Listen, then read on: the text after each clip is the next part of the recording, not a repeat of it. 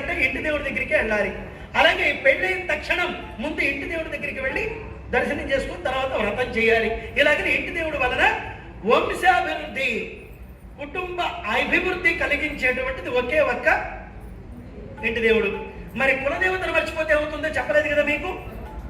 కష్టాలు, నష్టాలు, 30 ఏళ్ళు వచ్చినా పిల్లలకి పెళ్లిళ్ళు కావు, ఆ పెళ్ళై 5 ఏళ్ళైనా సంతానం కలగదు. ఇవన్నీ కూడా కులదేవతను మర్చిపోతే వచ్చేటువంటివి. కాబట్టి మన అమ్మాయికి పెళ్లి కావాలా లేదా మన అబ్బాయికి పెళ్లి కావాలా, ఒక్కసారి 5 రోజులు, వారం రోజులు, 9 రోజులు, 21 రోజులు మన కన్యకా పరమేశ్వరి దగ్గరికి వెళ్ళిరండి. అదే మన గుడి ఎక్కడ దగ్గర ఉంటే అక్కడ వెంటనే మీరు అనుకున్న కోరికలన్నీ అబ్బాయిలకి పెళ్లిళ్ళు, అమ్మాయిలకి పెళ్లిళ్ళు వెంటనే జరిగిపోతాయి. అలాగే రుణ బాధలు తొలగిపోతాయి. రుణ బాధలు తొలగించేది ఎవరంటే ఒకే ఒక్క కులదేవత. రుణ బాధలు అంటే రెండు రకాలు. ఏమిటి వింటున్నారా? రుణ బాధలు అంటే అర్థమైందా? అప్పులు 2 రకాలు. ఒకటి మనం ఎవరికైనా ఇవ్వాలన్నా, 2 మనకి ఎవరైనా మనకి ఇవ్వాలన్నా. ఈ రెండింటిని రుణ బాధలు తొలగించేది ఒకే ఒక్క కులదేవత. ఇక 3వ దేవుడు గ్రామ దేవత. మనకి మైసమ్మ అనుకోండి, పోలేరమ్మ అనుకోండి, అంకాళమ్మ అనుకోండి, మన హైదరాబాద్ కూడా త్రిశూలము సింహము ఉండేటువంటి దేవత గ్రామ దేవత. సంవత్సరానికి ఒకసారి జాతర అనే పేరుతో మనం ఆ అమ్మవారికి ఆహారం పెట్టాలి. అలా జాతర చేస్తే శాంతిగా గ్రామాన్ని రక్షిస్తుంది సంవత్సరం వరకు.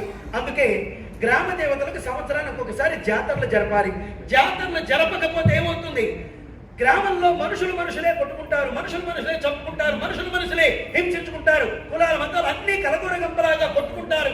ఇలాంటి విషయాలన్నీ, రోగాలు ప్రబలిపోతాయి. మసూచి, కలరా జనాన్ని చంపేస్తూ ఉంటుంది. అలాంటి రోగాలు ఆపాలి. మత కలహాలు లేకుండా ప్రజలంతా అన్యోన్యంతో ఉంచేది ఒకే ఒక్క గ్రామ దేవత.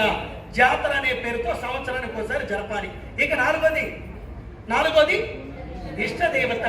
కోరిన వెంటనే కోరికలు తీర్చే దేవుళ్ళు. కొంతమందికి షిరిడి సాయిబాబా ఇష్టం, కొంతమందికి దత్తాత్రేయ, కొంతమందికి ఇంకొక గురువేవు. ఎవరైనా అలాంటి దేవుళ్ళను పూజించేది. కోరిన వెంటనే కోరికలు తీరాలంటే ఇష్ట దేవుళ్లే మనకి ఆధారం. ఈ 4 దేవుళ్లలో ఫస్ట్ పూజించవలసింది ఎవరిని? ఆ రోజు నుంచే కన్యకా పరమేశ్వరి ఆర్య వైశ్యులకి కులదేవత అయింది. నిన్నటి రోజు వరకు ఏదో మన చెల్లెలు, మన అక్క, మన బంధువు, మన పుత్రి అనే భావంతో చూచారే తప్ప ఈ రోజు నుంచే ఆ అమ్మవారిని కులదేవతగా ఈ విధంగా పూజిస్తున్నారు. ఆ అమ్మవారి పైన మహత్తరమైన గానంతో మీరు కూడా మాతో పాటు కలిపి పాట పాడదాం. జై శ్రీ వత్సల కన్యకా పరమేశ్వరి మాతాకి.